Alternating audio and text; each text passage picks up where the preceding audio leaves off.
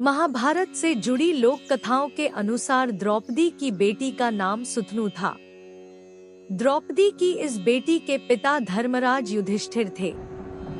द्रौपदी को धर्मराज युधिष्ठिर से एक बेटा भी था।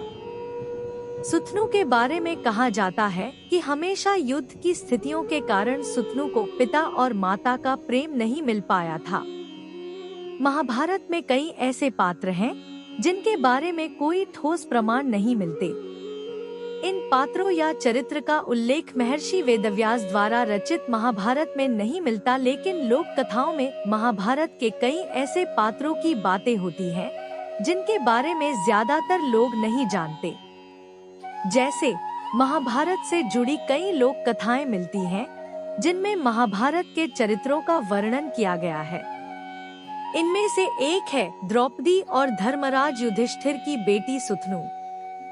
महाभारत से जुड़ी कई लोक कथाओं में सुतनु नाम की कन्या को द्रौपदी और युधिष्ठिर की पुत्री कहा जाता है। आइए जानते हैं लोक कथाओं के अनुसार कौन थी सुतनु। महर्षि वेदव्यास द्वारा रचित महाभारत की कहानी के अनुसार द्रौपदी ने पांचों पांडवों से विवाह किया था। वह राजा द्रुपद की बेटी थी। साथ ही वह धृष्टद्युम्न की जुड़वा बहन थी। हर पांडव से द्रौपदी को एक बेटा हुआ। युधिष्ठिर के बेटे का नाम प्रतिविंध्य था। भीम और द्रौपदी के बेटे का नाम सुतसोम था। अर्जुन और द्रौपदी के बेटे का नाम श्रुतकीर्ति था। नकुल के बेटे का नाम शतानीक था। सहदेव के बेटे का नाम श्रुतकर्मा था। इस प्रकार द्रौपदी 5 पांडवों की पत्नी बनी और उन्होंने 5 पुत्रों को जन्म दिया।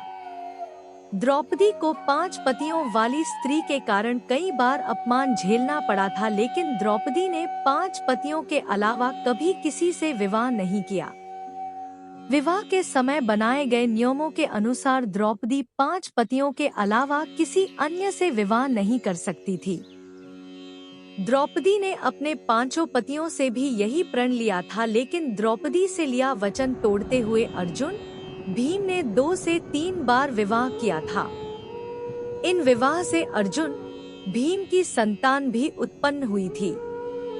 महाभारत से जुड़ी लोक कथाओं के अनुसार युधिष्ठिर और द्रौपदी के मिलन से एक पुत्र के साथ एक पुत्री का भी जन्म हुआ था, लेकिन उन दिनों राज सिंहासन की लड़ाई और कौरवों द्वारा द्रौपदी के अपमान के बाद द्रौपदी को अपनी पुत्री के सम्मान की चिंता सताने लगी थी, इसलिए द्रौपदी ने अपने पुत्री को हमेशा रहस्य ही बनाकर रखा। लोक कथा के अनुसार द्रौपदी ने अपनी पुत्री सुतनु को अपनी एक सखी के पास छोड़ दिया था, क्योंकि युद्ध के कारण द्रौपदी सहित पांडव भाइयों को कई बार छुपकर रहना पड़ता था। द्रौपदी ने मजबूरी के कारण ही सुतनु को हमेशा छुपाकर रखा, क्योंकि अगर कौरवों को सुतनु का रहस्य पता चलता तो हर मर्यादा को लांघ चुके कौरव सुतनु का अपमान करने से भी पीछे नहीं हटते। तब महाभारत की कहानी का अंत पलट सकता था। लोक कथाओं के अनुसार द्रौपदी और युधिष्ठिर की पुत्री सुतनु का विवाह श्री कृष्ण के पुत्र भानु के साथ हुआ था। भानु श्री कृष्ण और सत्यभामा के पुत्र थे। भानु का विवाह सुतनु से होने के कारण श्री कृष्ण द्रौपदी और युधिष्ठिर के समधी लगते थे। दूसरी तरफ द्रौपदी कृष्ण की सखी भी थी। इस कारण से सुतनु को बहू बनाने के बाद श्री कृष्ण और द्रौपदी का रिश्ता भी बदल गया था।